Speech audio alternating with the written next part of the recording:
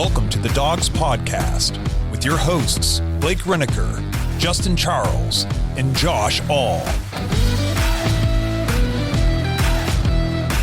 What's up, Browns fans? Welcome back to another episode of the Dogs Podcast. Coming to you on a night where the Browns didn't play, so we can't lose. So not a therapy session. Obviously going to talk a lot about the coaching search, probably even talk about our last coach being hired, talk about who we want the Browns to hire as their head coach, what some of the options are. We got a boatload of voicemails to get to. It's going to be a fun episode here. It's almost like the episode when we don't have to talk about just like how bad the Browns are. The episodes almost become more fun, or at least a little bit more relaxed. It's not as depressing, you know. Like, we're at the point now where like there's always we're going to be good, you know. So we're excited. So this is a fun time to be a Browns fan. The 16 or 17 weeks of misery are over, and now we're in the fun part of being a Browns fan. So we appreciate everybody who's here. If you want to get thoughts and intros on the show, head to thedogspodcast.com, tap leave voicemail. I haven't done an episode in 2 weeks. All of a sudden, I'm out of practice in the open. I haven't seen you guys since last year, I don't think. I don't know. We'll see. Happy New Year. No, we did Happy the New Bengals recap. Okay, yeah. We did. I haven't seen you since. I haven't seen you. I haven't seen America. I haven't seen the nation address the nation though since Kevin was let go and we started the whole coaching search. This is my first episode since then. So, nation, I'm here for you. Thoughts and intros, thedogspodcast.com. If you're following on YouTube, please like and subscribe. Make sure you tap the notification bell so you don't miss any of the content we're putting out. You can just listen to the show on Apple and Spotify. You find us on any of the social media platforms. Just search at the Dogs Podcast. And if you want more Dogs content, head to jointhedogs.com. Become an official Dog Pack member. Get access to the private Discord. Get a chance to win one of these T-shirts. I decided to throw this on tonight. You play fantasy football with us. If you win a league, you get some merch. I won a league this year, so, got myself a shirt. Well, Josh got me one, and I'm going to flaunt it in everybody's face the entire offseason. So I might just wear this every episode now until I lose next year. I'm just going to wear this every single episode. We'll see. Until I shrink it, and it's like fat guy in a little shirt, and I can't wear it anymore.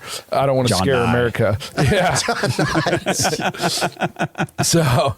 but if you want to play fantasy football with us, you want access to that private Discord. This is a great time to be a part of the Discord. Coaching search, mock drafts, free agents that we're talking about. Like this is honestly like the best time to be a part of that. So if you want to join that Discord, you want to play fantasy football with us next year, you just want to meet a bunch of cool people from all over who are Browns fans. That's jointhedogs.com. Become an official Dog Pack member. So let's dive in here.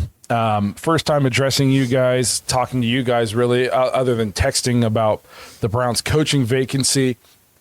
Let go Kevin. Kevin, I guess that's the hottest news right now, just hired last night to the Falcons. Gave him 5-year, $70 million? It's a lot of money. I forget what they said. The actual financials have not officially been disclosed or whatever, but there's been some, I don't know, insider reporting or whatever, but it's a lot. I'll say, I think this is this the first time in our lives that a head coach of the Browns was fired and then rehired again as a head coach of another organization?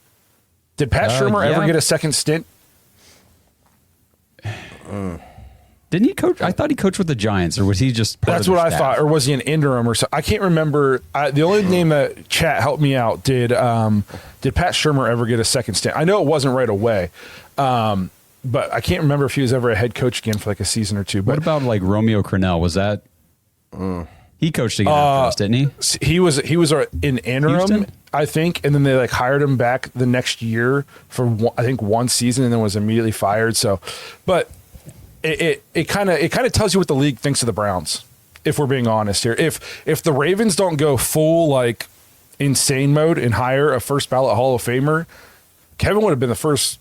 There would have been a bidding war for the coach that we just fired. So that tells you kind of like what the league thinks of him as compared to what they think of the organization and maybe the roster that he was working with. So what do you guys think in terms of – I had so many people saying Kevin will never coach again. He'll never be a head coach again. I heard that so many times.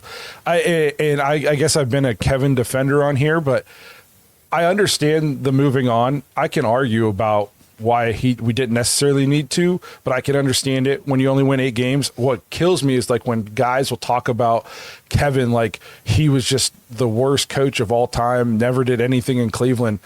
He did things in Cleveland no other coach has ever done here since basically Marty Schottenheimer. So that's I think he's going to instantly win the division in Atlanta, and we're going to still probably – I think there's a better chance in 2 years he's fighting for like playoffs and that kind of thing, and we're hiring another new coach. If I was a betting man, that's the way I see that going. I guess to answer the question, I think the question is Stefanski's position better in Atlanta?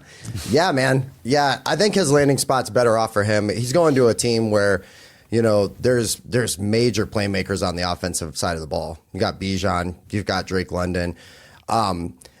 There may be, some insecurity at quarterback, but he's going there to a team with a guy in Kirk Cousins that, he was with Minnesota for years. There's familiarity there. It's like you guys said, the division's not good. There's opportunity right away. It should be an immediate kind of turnaround. You have the opportunity to win your division and be in contention for playoffs right off the bat. Good situation for him. Yeah, I mean, I don't think it's any surprise, at least it shouldn't be to people. It's definitely not a surprise to me that he got hired and that he was a hot name on the market. We've been told that by the national media for months, like, hey, if the Browns let him go, he's going to be one of the hotter names. Yeah, okay, that's fine. We get that. And I understand that the situation in Cleveland wasn't ideal. I think at the same time that, me and other Browns fans said we need to move on from Kevin, it doesn't mean he's I never said, I said this a lot. He's not a bad coach. I just don't think it's the right fit here. Like, he needed to move on. We needed to move on. I just think a change of scenery was probably best for both sides. If he definitely has a better situation in Atlanta, like you said. But it was getting stale here. I think we needed a new infusion. Was it getting here? I guess I haven't got to talk about it since we fired. Was it getting stale, or did the roster just was pillaged? You know what I mean? And why is that like one or the other? And then we kept one, which makes no sense to me. What, Andrew Berry? You mean? Yes. Yeah. I was on board for the full house cleaning. Just so everybody out there remembers, I wanted everybody gone. That's what. Front office. That's what was killing me, and it's like if I had to blame people for what happened to the Browns the last 2 years, it wasn't the coach, in my opinion. But I mean, we'll see. It just for an organization that basically like my whole life is just gone through coaches like, I go through boxers. It's crazy to think like. You fired a guy who's, I would imagine most people, unless you're just like an hater, you heard that he went to Atlanta and you were like, oh, they're probably going to be good right away. Well, so that means like the coaching probably wasn't that bad, so I don't know. It's going to be a tough pill to swallow when we're hiring our next coach again in 2 years. And he's still down there winning games. I guess that's just like my only thing. It's going to be interesting because I've got a lot of like Atlanta Falcons accounts and fans and stuff popping up in my Twitter feed because I've been talking with some of them, and there's some people that are really excited down there in Atlanta in that fan base for Stefanski. There's some people that are very skeptical because they kind of see it the way some of us Browns fans have seen it. They're like, well, remember, this guy had to give up play calling in the last 2 years and all this kind of stuff, and the offensive numbers weren't all that great. Now, obviously, our personnel wasn't fantastic or anything like that. But I'm just going to be very interested to see how it works out down there because now we're getting reports that Tommy Reese might be leaving to go join him and his staff down there. Bill Callahan is rumored to be going down there to coach the O-line. So, I mean, if Kevin kind of gets the old band back together, I've just been saying, like, take Bubba, take Chad O'Shea, take some of these other, boneheads that are on our staff and get them out of here. I'd be okay with that. I have a sneaky suspicion that these people that we think are boneheads are going to all of a sudden look like good coaches. Chad O'Shea? Because really? They're going to have good players. Here's the thing. It's one of those things. Everybody likes to bash on Chad O'Shea. Which receiver did we draft that he was supposed to make good? I mean, dude, there are receivers that turn into at least playable wide receivers. None of the NFL. wide receivers that the Browns have had that we expected Chad O'Shea to turn into a good have we released and then gone to other teams and been good. Half of them aren't even in the league. Well, that's because they're 25 and never done anything. They've never too many developed. people. Like, I understand coaching is definitely important, but at the end of the day, it's about players. And we have not drafted dudes for like 5 years on the offensive side of the ball. So again, I'm not saying I don't know if Chad O'Shea is a good coach or not. He's never had a good player to coach. Ever. So he had one wide receiver, and that guy had his 2 best career years here. So I don't know. I just have the cynical Browns fan in me is going to be really funny when all these guys that we think are terrible are all of a sudden that we're like getting talked about. Bubba will probably be like another hot name for head coaches again in 3 years because their special teams is so good and stuff like that. I'm just saying, watch it happen. It's going to happen. We'll see. I did think it was interesting that nobody requested an interview with Tommy Rees after everything we heard about him being this hot up and coming, potential head coach for college teams, for NFL teams. Not one head coaching requested interview this year, aside from obviously us doing our due diligence. I guess we can kind of transition this into like some of our coaching candidates. A guy who's an offensive coordinator calling plays for half a year, there's just I didn't care what the Browns were telling me. I had zero expectations for him to get interviewed for head coaching jobs anywhere.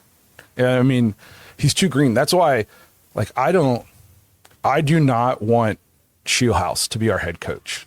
Like, I don't know who I do want, but I know a couple of guys I don't want. He's on my list of please don't hire that guy. That's crazy to me.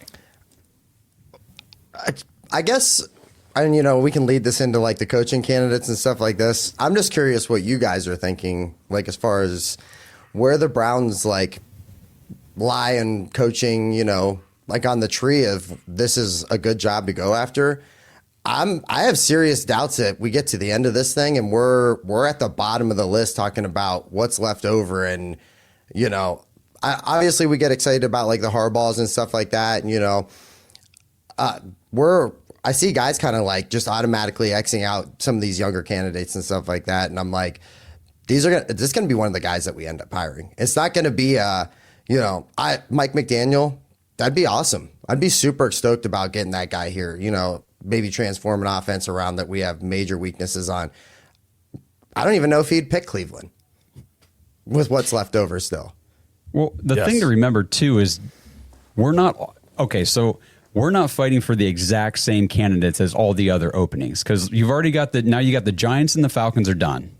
Yes. Obviously, we weren't vying for Kevin Stefanski, so that's one off the list that didn't hurt us. The Titans, they're down to, I believe I saw a report, I forget who the 3 are. It's like Matt Nagy. There's 2 other names. They're down to like 3 candidates, and none of them are on the Browns list. So like there's 3 teams that aren't hiring anybody that we're even looking at. And I don't want to talk too much about Jim Schwartz yet because we'll get into that discussion in a little bit exclusively on him. But yeah, I think we got reports today. They've got 2nd round interviews lined up with 6 candidates this coming week, which is kind of crazy. It's Jim Schwartz, Todd Monken, Jesse Minter, Grant Udinski, Nate Shieldhouse, and Mike McDaniel. So those are the 6 second round guys. So I guess you can kind of say there's your finalists, at least at this point. My piece on Shieldhouse, if you want to bring him in, if you hire somebody and he comes in to be your offensive coordinator, that's fine. That's too big of a jump. Passing game coordinator to head coach. We watched Freddie Kitchens here, right? Like you can't take, he has essentially the bare minimum responsibility in terms of an offensive coach, and he works for a genius. You know what I mean? So, and you're going to bring him here to lead an entire locker room. He's never even been a position coach that I know of. He's just a passing game coordinator. He charts pass plays. I'm not making that guy a head coach. Somebody else can let him cut it. Maybe I'll be wrong and he'll go somewhere and be awesome. I'm not doing that. Like we'll just be looking for a head coach again in 2 years. Well, it's one thing to keep in mind. We might be interviewing some of these guys just to get feelers out there for potential coordinator positions, or just to get some experience with some of these new faces for a potential head coaching search down the road. You never know what's going to happen and that kind of stuff, just doing some intel, collection and all that stuff. But we're not the only team interviewing Nate Scheelhaase for the head coaching job. I think the Steelers did. I'm trying to remember who else. I thought there was at least 2 other teams that had him in, or at least had him on a call for an interview. I guess nobody's really been in person yet. I guess I also don't want Todd Monken. No, can we just cross that one off the list entirely? What are we doing? I'd be very, very surprised. I talked to Josh about this a little bit, just based on, now, obviously he's going for a head coaching position. So, that's a promotion. This is your shot. You're getting it in. But Harbaugh literally just basically let himself get fired from the Ravens over that guy. That dude's going with him to New York. He'll be in New York with him. I think he's just probably going through the process of, hey, I have an opportunity to interview for a head coaching position. I'm going to do it. There's familiarity, but yeah, I see him going to New York. I hope so. Yes, I hope he's not here. No, in any capacity. I don't want him. I'll be honest. I don't really want Jim Schwartz to be my head coach. How often does promoting a coordinator to head coach ever work? You promote Jim Schwartz to your head coach, chances are it's like a 1-year thing, and then GM and coach are both getting fired next year. It's just, and I'll be honest, I'm taking any defensive head coach off the list, because what happens if you hire a defensive head coach? You got to knock it out of the park with your offensive coordinator. Sure. And then if you knock it out of the park with your offensive coordinator, guess what? He's getting hired to be a head coach the very next year. And because there's going to be 8 openings every year. This is the NFL. It's just the way it goes. And then you got to replace him again. And if you replace him again and you happen to strike gold twice, that guy's gone again. And you're just going to live in this reality of just constantly re-upping it to offensive coordinator. And eventually, you're not going to hit every single time. And you want some kind of continuity. You don't want to be replacing your offensive coordinator every single year. Look what happened to the Lions this year. Yeah. Eagles. Yeah. I was thinking the Eagles. Yeah. 5 coordinators in 5 years. You know what I mean? Like, some of it success, some of it not success. But regardless, you know what I mean? 1 year just turn around. So that's why I'm taking a defensive head coach off my list for that reason. Can I counter you on something? Just out of curiosity. Yeah. I watch the playoffs and I see these teams, defensive teams, like dominating, and capitalizing on, mistakes and stuff like that, and they're able to just do enough on offense. We're obviously, as an organization, we feel like we're built on one side of the ball for the most part. We're pretty solid on that side. Is there any way that we just go full force into defensive minded coach and here's what I'll say. So Seahawks dominating on defense, Clint Kubiak on the offense. Yeah. Broncos dominating on defense, Sean Payton on the offense. Right. Rams, they got Sean McVay, their offensive minded head coach. But you have to have a good offensive coach on that side of the ball, because you saw what happened with the Texans. Dominating defense. One of the offense best, was ass. Yeah. Terrible. And I think D'Amico Ryans is a good head coach, but the fall off of CJ Stroud is just bad. Whoa. He's what was it, Bobby Slowick? They fired him, right? Yes. There is Davis Mills outplayed him this year. Yeah. There's going to be real talk in the offseason about can we play with CJ Stroud? And people were anointing him like a face of the league after his rookie year.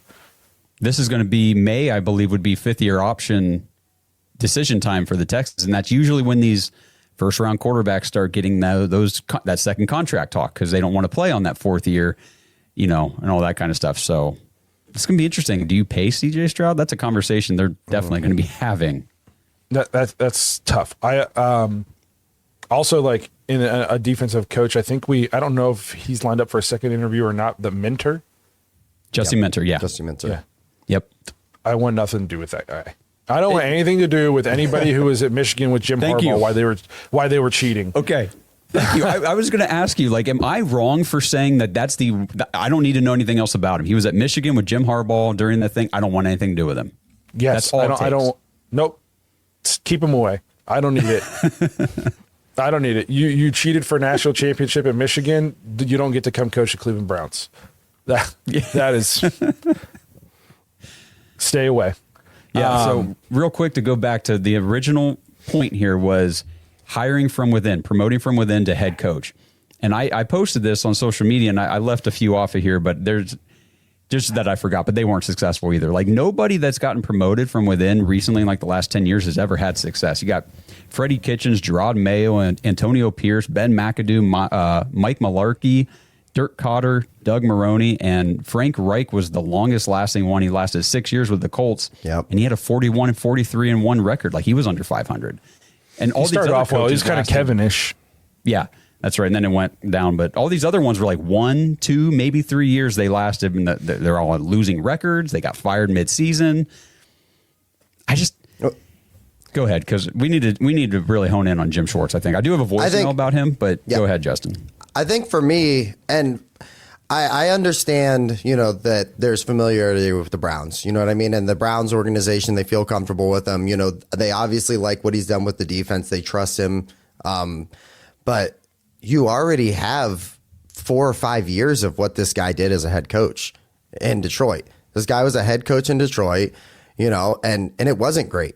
There was a lot more losing than there was winning. And we're talking about teams where they had Calvin Johnson, Matthew Stafford. These are 2 Hall of Famers on just that side of the ball, offensive side of the ball. If you want to just say, oh, well, if you have just that on offense, you're going to win. Right? Absolutely, yeah. And I want to say they had another interior defensive lineman that was a stud. I could be wrong, but you had 1 year where I think he went 10-6. That was his best year. And then you got a lot of like 2 wins, 4 wins. There's a lot of just normal Cleveland Browns records kind of stuff, that's lingering around there. I don't know. For me, it just kind of feels like the Browns just kind of need a yes man to just run the team for a couple years until they, get in position to roll out this dome stuff. I feel like he's just kind of a guy that can be the puppet in front of the podium for a little bit. We just had that. Here's the thing. I think Jim Schwartz is a good defensive coordinator. Yeah, I do too. But I don't think he's irreplaceable. I don't know. Maybe I'm crazy, but no. Like we've watched his defenses. I mean, let's be honest. Let us down like a lot of times in his tenure here, and I know they play really well at times also, but. The Vikings game this year, the Titans game this year, and everybody liked to harp on Kevin for lack of adjustments. The Browns still can't stop a jet sweep. They still struggle with like a slot receiver, and it's just like I don't know. I don't think he's just. I think there's guys you could get to replace him in terms of. Let's be honest. Also, the defensive side of the ball is where all the Browns' best players are. He should have had the good unit. Right, he inherited a unit that was just littered with top 2-round picks, and all the high level and highly paid talent of the Browns is on. Of course they should be good. They have Myles freaking Garrett. Like they have Denzel, they have the number 1 edge rusher in football. They have like a top 5 corner in football. Grant Delpit's probably a top 10 safety in football. Carson Schwetzinger this year is one of the best linebackers in all of football. The top 5 pick in Mason Graham on the defensive line. The defense has good players. They should be good. They should definitely be good enough not to give up 30 freaking points to the Titans or 80-yard drives to Carson Wentz. It's just so like, I don't know. I just think there's guys out there who could do a lot of exactly what Jim Schwartz does with this defensive roster. This defensive roster is loaded. I just want to bring up one thing, Josh, and I'm going to kick it to you, man. And this is just my fear. And I don't know if you'll agree with this, Blake, but I think Josh probably will align more with it with the younger coaching search and stuff like that. The fact that the Browns are kind of telling head coaching candidates that they'd like to keep Jim Schwartz on as the defensive coordinator, I feel like you're already risking, obviously, if you like a guy, let's say they really like Udinski, right? That's a guy you really like. You'd love for them to bring him in. Let's say he has a guy in, we'll just say Jacksonville's defensive coordinator, Anthony Campanelli. Let's say that's a guy he would be interested in bringing with him to Cleveland down the road. Are you really risking not getting your head coach because you want to keep Jim Schwartz in the building? That's where I feel like we're treading weird territory with this search. Well, the Falcons just did that with Kevin Stefanski. They wanted to retain their defensive coordinator, and they did. Mm-hmm. So, I mean, I guess it's not completely unheard of. It's not like we're the only team doing that. I'm not a huge fan of it. I get why they're doing it because it's been so successful. But to go to what you were saying about Jim Schwartz in Detroit, Justin, from 2009 to 2013, he coached 80 games and was 29-51. Yeah. That's a 363 win percentage. Yep. And like Blake said, he had Matthew Stafford and Megatron and these guys on defense. And he hasn't, the thing that gets me with Jim Schwartz, I was really thinking about the other night, this dude hasn't been a head coach since then. Right. That was 2013. That was 12 years ago. Why has he not been a head coach since then? How many guys get retread in this league after a year or two? They go coordinate somewhere. Dan Quinn, they get another head coaching job. This guy never got another shot, and we're going to give it to him. It's not only that. As far as I know, he's never even been like a name. Not really. He's never even been a name. Like he's never even been this team's interviewing Jim Schwartz, and then he just didn't get it. Never even been. He's not even been an option. Do you guys remember after our playoff run in 23, there was a lot of that smoke that he was going to be looking at head coaching positions, and nothing ever came out of it. I don't even know if he interviewed for one. It's one of those things where Cleveland fans always love the backup. We always love the backup quarterback. We love the backup coach. Cleveland fans, they love Jim Schwartz because he wears tight T-shirts and looks manly. Let's be honest. They like him because they think he's like a no-nonsense, going to yell at the players, high school football coach kind of guy, and that's why they want him.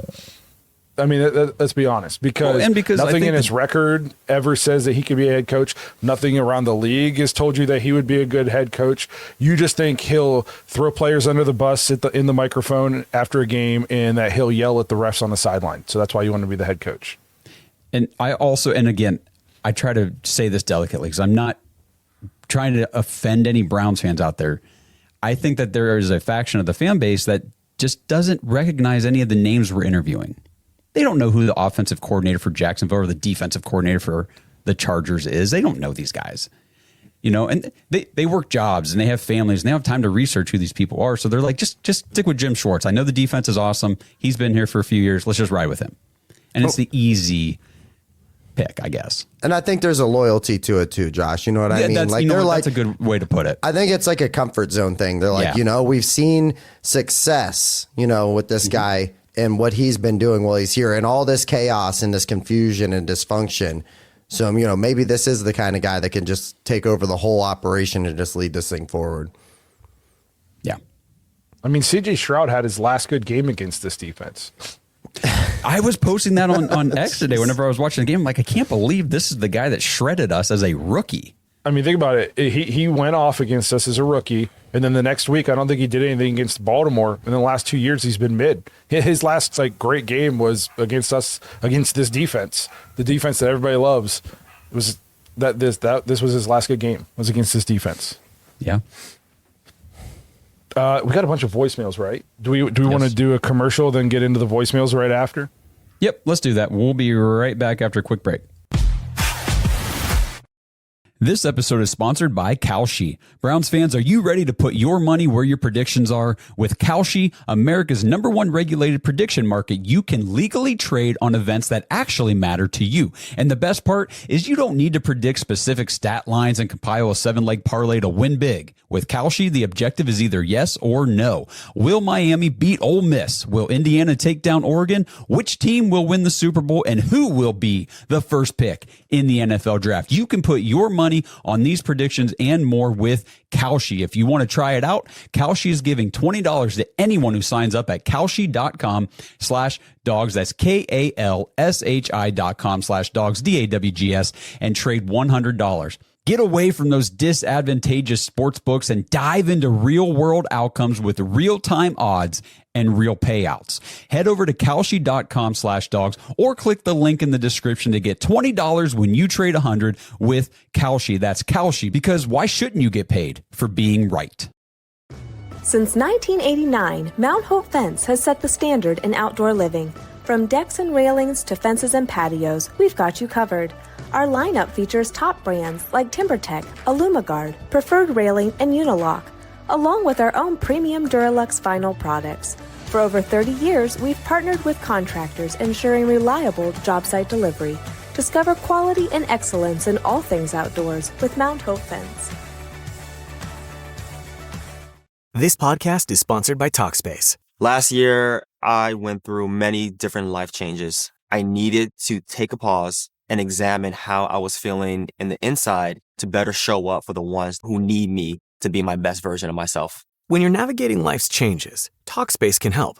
Talkspace is the #1 rated online therapy, bringing you professional support from licensed therapists and psychiatry providers that you can access anytime, anywhere. Living a busy life, navigating a long-distance relationship, becoming a first-step father, Talkspace made all of those journeys possible. I could speak with my therapist in the office. I could speak with my therapist in the comfort of my home. I was never alone. Talkspace works with most major insurers, and most insured members have a $0 copay. No insurance, no problem. Now get $80 off your first month with promo code SPACE80 when you go to Talkspace.com. Match with a licensed therapist today at Talkspace.com. Save $80 with code SPACE80 at Talkspace.com. Welcome back. I had one comment that I thought was funny in here real quick. Is from Brad. He says, one thing I don't want to happen is we have a guy in the building we didn't hire and he goes to another team to be successful. You mean like most likely what our head coach is probably, you mean we had a guy in the building and then we fired him and he's probably going to go win 10 or 11 games and go to the playoffs next year? He probably meant Mike Vrabel, to be honest with you. But well, That's I feel fair like it's also. probably going to happen. It's probably going to happen again. And Vrabel wasn't staying here. no. And I saw something in the chat and I was looking at it over the break there. Jim Schwartz did deal with some health problems after his stint as the head coach in Detroit. So he did have some health issues. He had to step away from coordinating for a few years and that kind of stuff. So I guess maybe that probably played to a little bit why he didn't take a head coaching job anywhere. But again, I don't really recall him being interviewed, definitely not recently. And you think about how often these defensive coordinators, like even this year, how many of these defensive coordinators on these stud teams are getting head coaching interviews? Jim Schwartz didn't get any last year or the year before. And there's a third of the league is open right now. Yeah. Yep. Okay. And he doesn't have to stay in Cleveland. You know, he can get out of his contract in Cleveland and he's interviewed here in Baltimore. Yep, Baltimore. And I'll be honest, I said this when Baltimore requested the interview. I said, I feel like they're trying to rush us into just making him our head coach.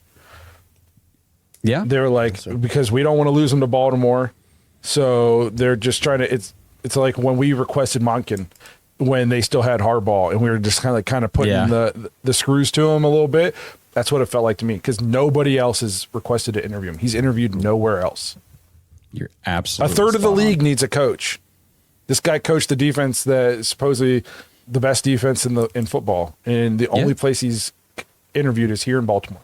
And you got the Rams D coordinator, the Seahawks, the Packers, the Chargers, all these other.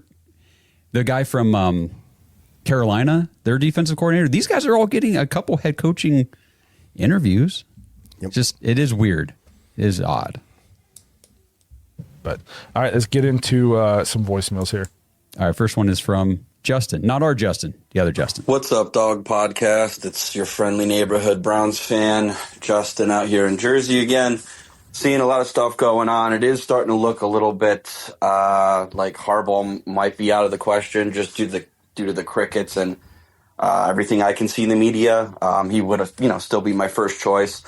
If not, honestly, my second choice would be McDaniel because he is very offensive minded. I keep seeing all these, interviews that are happening, being requested, and all the ones that say defensive coordinator, we really need to eliminate because we already have great defense, great defensive coach, right? Now, the only thing that gets tricky is if Jim Schwartz leaves and takes a head coach position, and I pray to God it's not in Baltimore. And if that's the case, then I honestly don't even know at this point like who we would go for. I'm praying that we keep Jim Schwartz at defensive coordinator and we get McDaniel or Harbaugh. But we'll see what's going on. Anyway, go Browns. Ooh. Obviously, that was said in a few days ago before the Harbaugh news. Sure. Yeah. Which I guess we can talk about. There was no way Harbaugh was coming here. He obviously wasn't going anywhere except for New York. Yeah, ultimate pipe dream. I said throw a blank checkbook at him. The problem is they're all billionaires. They can all throw a blank checkbook at him. Yeah. And they all don't have our quarterback room, our offensive line, our wide receiver room, our owner. Like, there was zero chance. He's had a front row view of the dumpster fire that is the Cleveland Browns for 2 decades. He was not coming to Cleveland. There was zero chance in hell that was ever going to happen. So a name that he brought up, though, was Mike McDaniel. And I do think that is a name, like, I think he would be a decent candidate for the Browns. And it's just tough because I don't know. He's just a little bit odd in what sometimes geniuses are. And he's definitely like an offensive genius. And that's a guy that for like the last 2 seasons, I was hoping Miami would fire him and we could snatch him up as an offensive coordinator. I don't think you'd be able to get him as an offensive coordinator now. There's too many head coaching openings. I think he's definitely going to get a head. Yes, he's going to get a head coaching job. And if he's going to settle for an OC, there's way better OC openings out there. Yes, way better, bro. Yes. There it is. That's as a football fan, like a football fan, if we don't hire him, and I would almost prefer that we don't, so we don't ruin him. I'd love to see him in Detroit. Like that was the one. That's like the pie in the sky for some of these OC. Or what about the Eagles? The Eagles position's open. Would be good too. That's another one where it's like that. He's actually mulling over taking an OC job. Yeah. A good OC. Think about like Cliff Kingsbury did that, right? Didn't go so well out in Arizona. Got an OC job. Got his name back out there. Showed what he could do. Now he's back in the head coaching circle again. Yep. I like McDaniel for the offense. I guess here's the thing I'll caution is unless Andrew Berry pulls off just like the greatest offensive draft of all time again, I really don't care who we hire. We're not going to have a good offense again next year.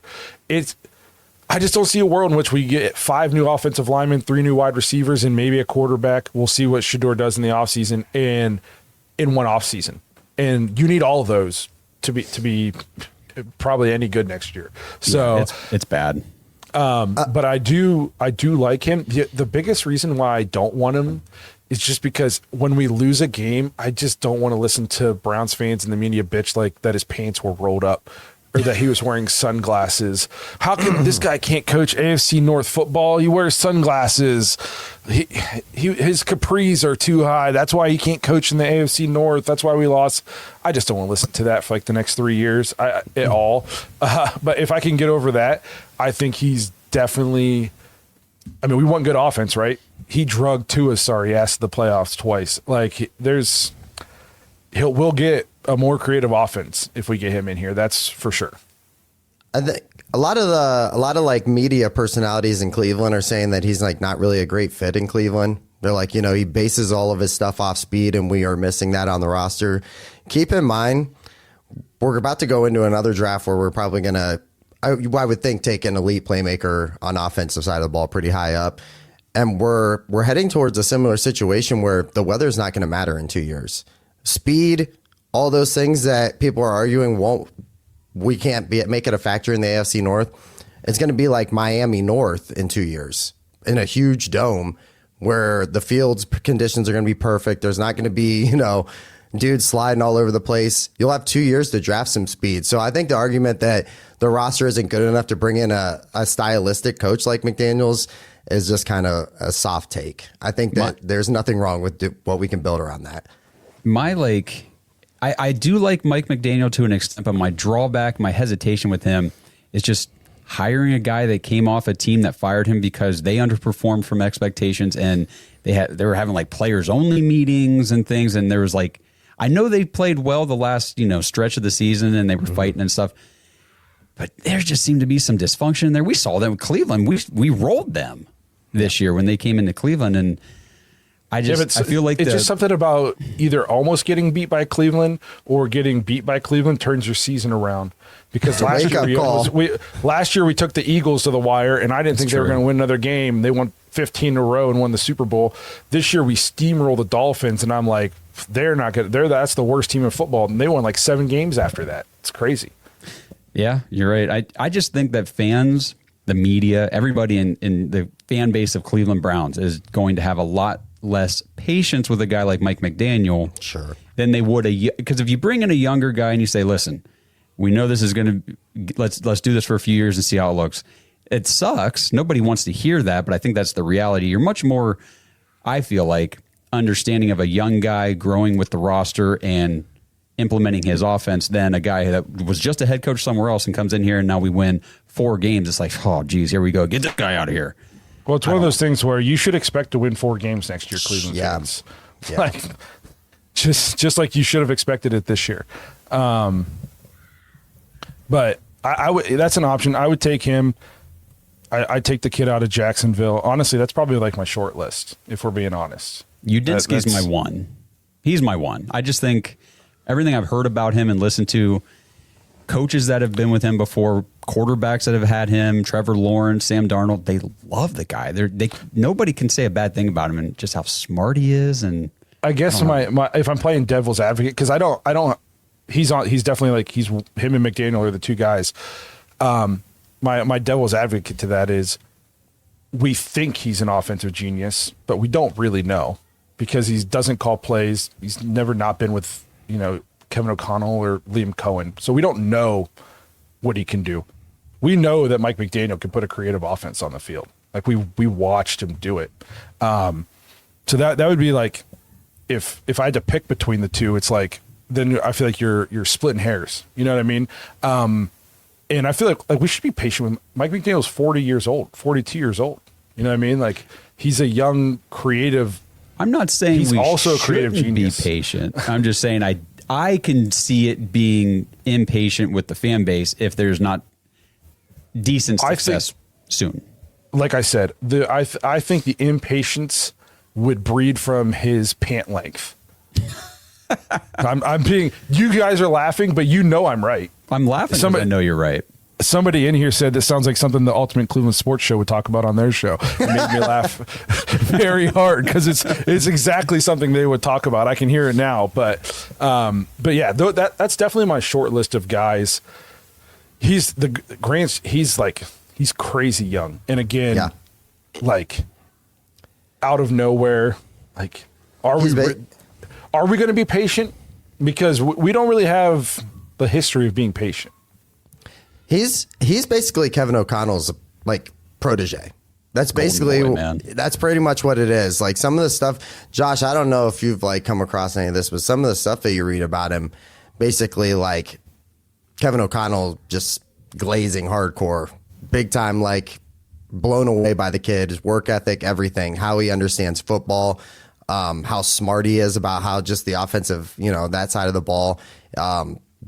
I'll let you, continue to glaze. He made Udinski his personal assistant at 25 years old? Because he saw like this guy. Everybody and every coach that you hear talk about Grant Udinski has said, oh yeah, he's going to be a head coach. He's going to be a great head coach. Like they all believe in what he has and what he can do. So that's why I'm intrigued. And I've already said this earlier in the week on the podcast, but I'm just my personality. I'm a little more enamored by the unknown. Like there's unknown upside there. Not that there's, we can't have unknown upside with McDaniel, but we've kind of seen what he can do, and it can be good and it can be not so good, but I'd rather take the shot. I'd rather take the shot at the lottery ticket than not, but that's just my personality. I worry that McDaniels goes, Udinski goes, and we're even past that. That's, what I'm I guess. So I know McDaniels interviewed other places. Has Udinski interviewed other places? Let me look it up real quick. I actually don't think so. I think you want to play a voicemail while you're looking it up? Oh yeah, sure. Let's. This one's from Claude. Hey gangs, Claude from Uriel. Just wanted a quick story and a couple questions. The other night playing cards with a couple buddies. Magic Gathering, and my buddies, Johnny, a big Washington fan, starts ragging on me for being a Browns fan. Same old stuff that I'm sure a lot of Browns fans hear. And in the middle of his rant, I just snap and I go, well, at least the Browns finished with the same record as Washington. And his eyes just go wide. He didn't even realize this, pulled his phone out. When he did realize this, he was dumbfounded. And that just felt great. But he's asked me what the organization's going to do. And I'm like, I don't know, dude. I don't know football. I'm not going to pretend I do. I just love the Cleveland Browns. I love the connection this team gives me with my American family. Like, I'm in Canada, so it's a great talking point. But so I'm curious, do you think in our coach hunt that a experienced coach that's a bit older will have a hard time connecting with the younger players as the league changes? And vice versa, do you think a younger coach will have a harder time commanding the room? Not sure if any of this has been touched. And then also going to the draft, do you think the influence of Paul Deep, I can't even say his name, sorry, anymore, will change the influence of how we approach the draft? Thank you, guys. I sure hope so. I freaking hope so. I think he's still got fingerprints, that are just lingering around on analytic stuff. But you got to hope, hey, if a guy is just really athletic and good at football, draft that guy. Draft him. We're hoping that last year's draft was like a window into that. Like maybe AB and the scouting department, those guys just got away from all the nonsense that DePodesta was doing for the last decade. And that's why we hit on so many of these guys. And maybe they just told him, kick rocks, Paul. We're doing this. We're doing this on our own tonight. We're drafting. We're tired of damn it. Yeah, we're taking this guy, dude. They let him have pick 5. I do think it's funny that his buddy didn't realize that the Browns had won just as many games as the Commanders. Yes. And it kind of made me think for a second. Like, do you realize the Browns won 5 games? They only won a couple less games than the Colts. They only won one less game than the Kansas City Chiefs. Yeah. Kansas City Chiefs have Patrick Mahomes. For most of the year. They only won 2 less games than the Cowboys. Same amount of games as the Commanders. They only won 3. I guess 4 is kind of a lot in a 17-game season. The entire NFC South only won 8 games. You know what I mean? Well, so it's like the Browns I'd make the argument the Browns are easily the worst offensive roster out of all those teams. Oh yeah. Brian Schottenheimer is another name on that list that I forgot to mention earlier of coaches that get promoted from within. He was the offensive coordinator, got promoted to head coach, and they went 7-9-1 his first year there with Dak Prescott, CeeDee Lamb, George Pickens, Javonte Williams. I don't know, man. I'm just not a big fan of promoting the coordinators up to head coach. From your I can see if Grant has interviewed anywhere else. Okay, so I looked that up. The Cleveland Browns are the only team so far that's interviewed him. We did a Zoom. We've done a Zoom with everybody so far. We had ours with him yesterday. I saw reports that said it took the full allotted 3 hours that you're allowed to interview a guy, and it went the whole time. And then he got his second interview today. Yep, like the very next day with the Browns. So I don't know if that's just because he interviewed last of all the candidates that got a second round, or he was just that impressive that the very next day they said, we want a second interview with you. I don't know which way it went, or maybe it was both. I don't know, but he's exciting to me. I like him. I guess then if I was here to argue with you, I'd say you don't want Jim Schwartz because nobody's interviewed him, but you want the guy who's nobody else is interviewing to be the head coach. Yeah, well, literally nobody else. Nobody else. Yeah, Jim Schwartz has been the head coach, and it did not go well at all. I got your back, Josh. Blake, he wants the offensive guy. Yes. Not the defensive guy. Very different, bro. Very different, you trickster. I know. You trickster. I know. I'm just using. Yeah, I know what you're doing. Yeah, I know. Nobody else is interviewing this guy. Let me stir the pot. I know what you're up to. Which I guess is remember, like another. The Jacksonville hired him. He was not the offensive coordinator for the Vikings, and they hired him straight in to be their offensive coordinator. So, they took a swing on him too. Because they offensive saw what coordinator that doesn't even call the plays though. Like how? Yeah, but I've already covered this a lot. Like play calling is a thing that we're gonna have to get away from as fans in the NFL right now because pretty much every head coach now has been a coordinator that called plays, is now calling plays for their team. So their coordinators don't call the plays. So the next but you wave said of you said take a swing. It's not really taking a swing. Liam Cohen's going to be in charge of the offense, call the plays, and design most of the plays. He's just a figurehead. It's not really that much of a swing to just put a guy there. Hell, I could have been their offensive coordinator. Liam Cohen's calling the plays, designing the plays. I think you're really undervaluing what an offensive coordinator in the NFL does. Well, then why did we put so much blame on Kevin for his offense when we had offensive coordinators? Because it was his offense. Then it was Liam Cohen's offense. Okay, well, I want to see what Grant Udinski's offense looks like. So that's just what I'm saying. Like, I'm just saying, like, nobody else wants to hire him, or nobody else is even interviewing him. It took a swing. Okay, I thought they you didn't said even he hand was him on that your much short list. Are you talking yourself out of him? He's on my short list for the same reason I think he's on yours. He's an offensive guy. And like Justin is saying, first of all, we fired a coach in a bad year. I don't think there's really that many great candidates out there. And we're not going to get the best one was Jim Harbaugh or John Harbaugh. We weren't getting him. This is the only way that I would present it. And this is the way I'm thinking of it. Las Vegas is still available. That has a number one pick and a franchise quarterback attached to it. That's an attractive job. Tennessee has a number one pick franchise quarterback attached to it. That's an attractive job. You know what I mean? Baltimore, there's reasons that you would want to go to Baltimore, and then like after that, it's like, okay, well, we're left over. Who else is left over after that? Pittsburgh. The Browns are the third best job in the division that's available. Right. You know what I mean? I agree 100%. Well, I guess we got a super chat here from Rick Adkins said, what coach would you hate to see the most go to the Steelers? I don't know. It's so tough to. I think Mike McCarthy's interviewing there. I saw that. He is.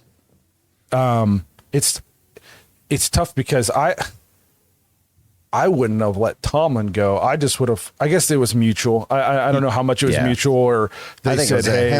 I think it was a him decision, man, based on. He was probably ready to take a break. Yeah. Yep. But I would have, like, Tomlin, to me, I just would have been like, you can't hire an awful offensive coordinator. He's getting head coaching interviews, man. Tennessee and Arizona are interested in Arthur Smith. I don't understand it. No, like, so I think it's tough. Like, who are you going to hire? Just like the Ravens, who are you going to hire who's better than John Harbaugh? You're not. Yeah. Like, who are you going to hire that's better than Mike Tomlin? Nobody. Not. Yeah. You're not. So it's so hard to say. I want to say I don't want them to get like some great offensive mind. I know, because that's kind of been their Achilles heel since Ben left. Is they're just utter lack of offense. What were you going to say, Josh? That's a good point. I know they've interviewed Nate Shieldhouse for their head coaching job. I kind of don't want to see them get Brian Flores because I just feel like that could be a fit for them. I respect, especially if he gets a coordinator. Yeah. Right. Yep. Like I said, though, if he gets it right and then he gets the coordinator, is he going to be stuck? Are they going to be stuck replacing him every year? Like Tomlin did. Yes. But no, Brian Flores with they had the number one paid defense in football. Brian Flores with that defensive unit, that would be tough. Yeah, that's what I don't want to see. Who don't you want to see in Baltimore with Lamar? You got to think someone that, like a Mike McDaniel. I don't know if they've interviewed. Yeah, like I don't want somebody like that playing with Lamar. Him. You know what I mean? Yeah. Like I'd hire him here just to keep him out of there because think of the things he'd come up. I mean, and they have like a Zay Flowers as a receiver. He could definitely do some things with. They still got Derrick Henry. I know he's getting older, but he's probably still going to have juice left in the tank. He looks great still. And you have a Lamar. That's I don't need some whiz kid going and getting to call plays with Lamar. Honestly, it doesn't really matter with Baltimore. They're pretty loaded on both sides of the ball. Like whatever that coach brings to the table is going to improve what they're doing. I mean, they're pretty set.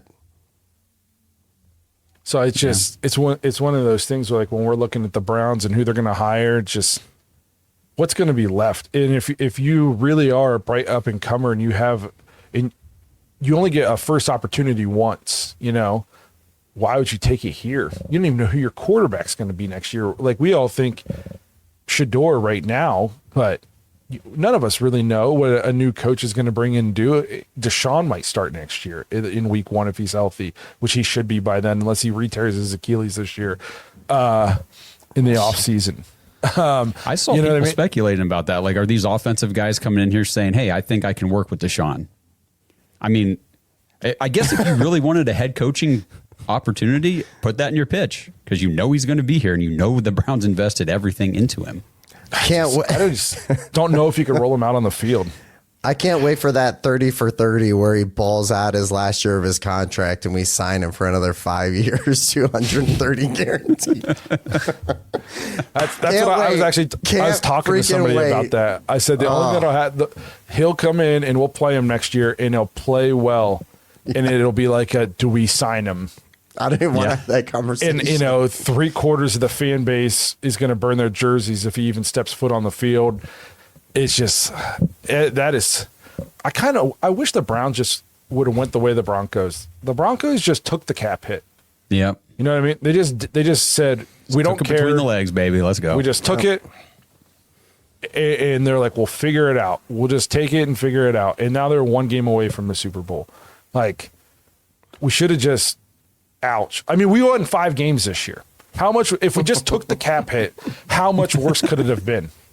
You know what I mean? It's not like we kept them on the roster and we made the playoffs because we didn't take the cap hit, so we were able to add all this talent. We won 5 freaking games with them on the roster. Just take the cap hit and be done with it. We're gonna suck again next year anyways, probably. Just take the cap hit and be done. Well, I was going to say, we got a few voicemails left, but I think what I can do, honestly, I can hold these over because these could get into more discussions about other things. I'll hold these over for another show later this week.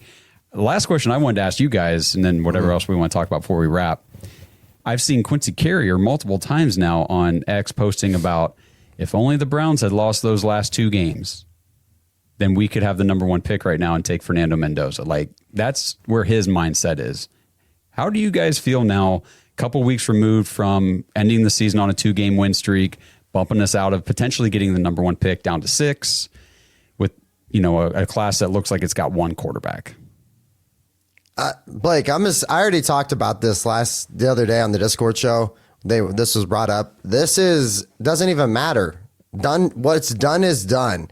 Living in a world where we talk about, as Browns fans, what ifs, that's all we've done our whole lives. We've got to get off of that. It is what it is. We won the fucking games. We beat Pittsburgh. We beat Cincinnati. Did it screw us in draft position? Maybe. We don't even know yet. The draft is still 3 months away. Let's not act like we've died before we even showed up at the draft. Can we just chill for 2 seconds as a fan base? God, Jesus. Go ahead.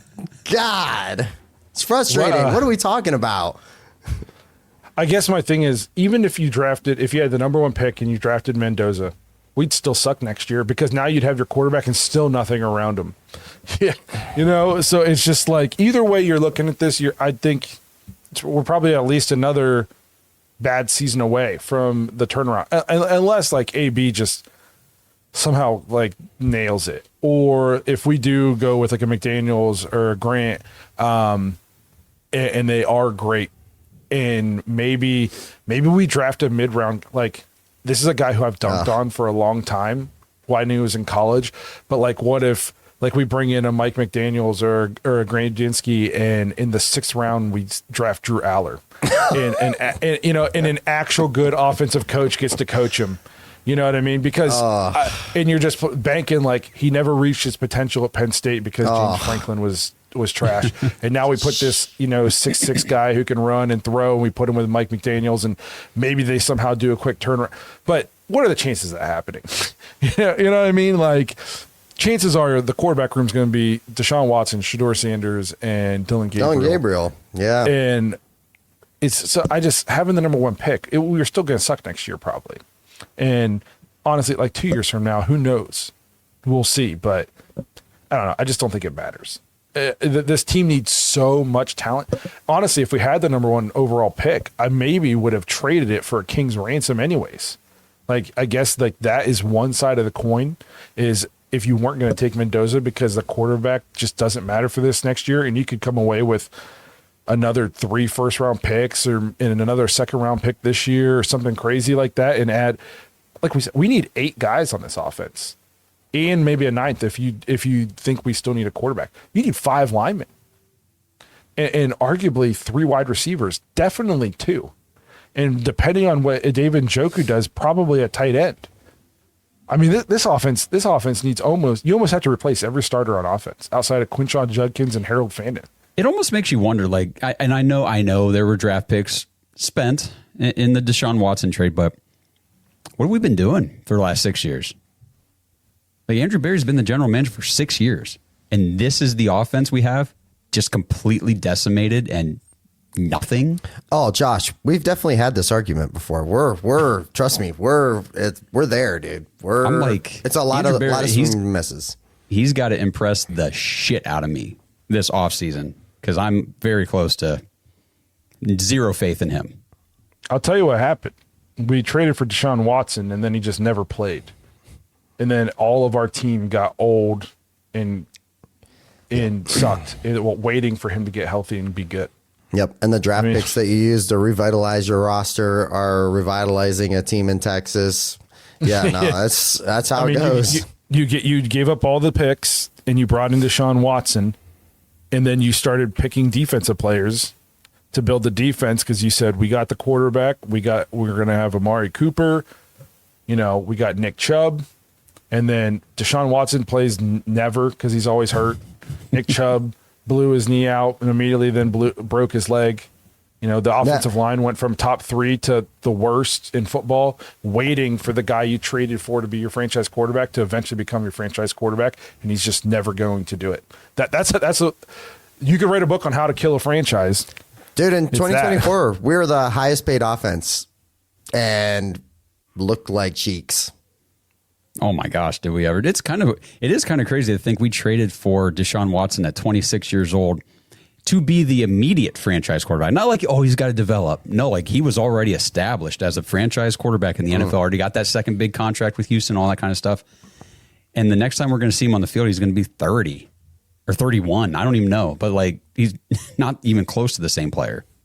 I mean, really think we got a couple minutes here with. When we traded for Deshaun, we had Amari Cooper, right? I don't think so. He came that offseason. Or we got him that offseason. Yeah. So we got him. And then we had Nick Chubb, Kareem Hunt. Offensive line was top 3. We had Hollywood. We had David Njoku. Like, we had an offense that could do things.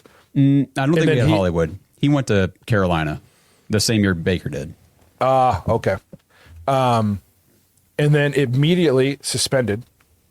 So now you're playing with your backup quarterback for 11 games. And then the next year, injured. Yep. Playing the entire season with backups. Meanwhile, your top 3 offensive lines just getting older and older and older. Amari Cooper's getting older and older and older. And then the next year, injured again right away. It's just... I've made this argument before. Since we traded for Deshaun, we've played 85% of our games with a backup quarterback. Mm-hmm. And I was just trying to dig through some stats a couple weeks ago. The league, it's like the average win percentage of teams that start a backup quarterback since the year 2000 is like 23%. So, I mean, we're basically right there. Except for, in theory, went to the playoffs starting 4 different backups. Yeah, 23%. So, you know what I mean? Like, we're like driving that number. Yes. You wonder what happened to the offense. Teams don't usually win when they have to play a backup, and we've played exclusively backups since we got rid of Baker Mayfield. Almost exclusively have all been backups. So it's par for the course. Just look at the league average when you're forced to play with a backup. So, all right. Well, do we have anything else we wanted to get to, or was that everything? Justin, were you going to say something there? Or? No, all I was going to say is just with the offensive line, backup is a kind word. We were pretty much just practice squad and below at some point. I mean, look at the tackle situation the last 2 years. Like, We didn't learn anything. It's making my head hurt. Yeah. Let me get you an aspirin, brother. You know what I mean? Like, it's just, I mean, honest to God, the fact we won 5 games is almost a miracle. Like, I was joking with somebody the other day, and I said, winning 5 games got Kevin fired. I could make the argument they should have gave him another extension. Like, we won 5 games with Cam Robinson and KT Levinston playing tackle. Just this offensive roster. I mean, it is 0-16, 1-15 levels bad. It is atrocious. Yeah. We're just lucky the defense is what it was, because that offense wasn't taking us anywhere this year. And despite that, we're like 8 plays away from having 8 or 9 wins. It's kind of crazy how a couple of things go different ways in some other games. We don't shit the bed on defensive drives here or there, or don't give up 2 returns for touchdowns against the Jets. And then suck against the Titans. Double we could have been reverse. fighting for the division. Yes, it's crazy. You could go through and probably pick out 10 plays that if they went the other way, the Browns are competing for the division at the end of the year with this offensive roster. Just, it's mind blowing. That's the NFL, and that honestly, that's why I love the NFL so much. It's just the parity, and you just never know. You just never know when you're watching these games. All right, we'll wrap this thing up. We're a little long-winded. We haven't all been together in a couple of weeks, so we had to. We went a little bit long. But we appreciate you guys being here, hanging out with us, even into the offseason. It's an exciting coaching search. Some people said I was being really negative. It's hard to be positive right now. You fired a coach, you immediately gets hired, gets a huge pay raise. The league thinks that we're stupid for firing him. We're interviewing passing game coordinators that probably don't even want to come here anyways. They're just thankful for the opportunity to interview. It's kind of tough to be positive right now, if we're being honest. Jesus, man. I am excited. Excited to see who they pick and see what they can do. But I mean, it doesn't, the future is not bright right now. At least not the immediate future. At least I don't think so. I think we're in a dark, dark place right now. So we'll see. I know some people are really happy, but I just think the grass isn't always greener. But we'll wrap this thing up. We appreciate you guys being here. It'll be an interesting, maybe the next time we talk to you, we'll have a new head coach. We'll have some stuff to get into, talk about the outlook for the season. But again, appreciate the voicemails, thedogspodcast.com, tap leave voicemail if you want to get your thoughts on the show, and join thedogs.com, become a dog pack member, play fantasy football, and join the Discord with us. So again, until sometime later this week, have a good week, and go Browns. Thanks for listening to another episode of the Dogs Podcast. Make sure you subscribe on YouTube and follow us on Twitter at The Dogs Podcast. Get your thoughts on the show at thedogspodcast.com.